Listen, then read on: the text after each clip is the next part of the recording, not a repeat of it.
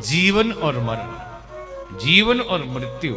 आज सबसे बड़ी तकलीफ यह है कि हम भय की जिंदगी जीते हैं।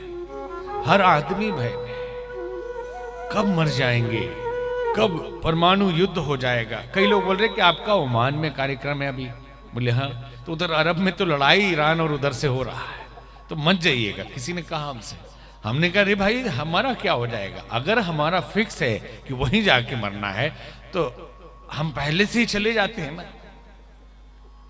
इसको कोई रोक नहीं सकता। एक बार हमने घटना सुनी कि गरुड़ महाराज कहीं बैठे थे और गरुड़ महाराज धर्मराज से पूछे कि आप कैसे मारते हैं। बोले टाइम आ जाता है तो अपने आप हो जाता है, व्यवस्था बनी हुई है।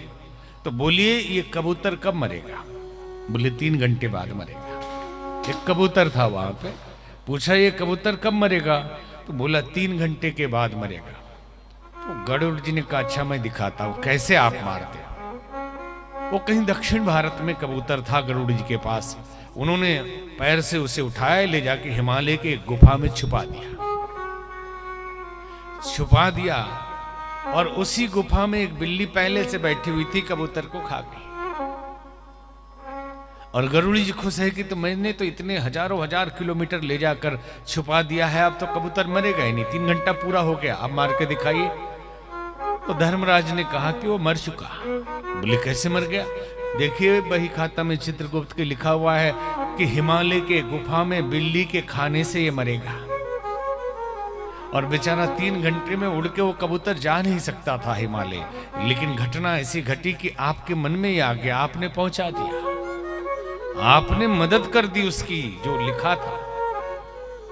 तो जीवन और मृत्यु विधाता के हाथ में है। जब है ही, ये भी समझ लेना कि है। लोग सुनकर घबरा जाएंगे कि मृत्यु है, अरे किसको नहीं है?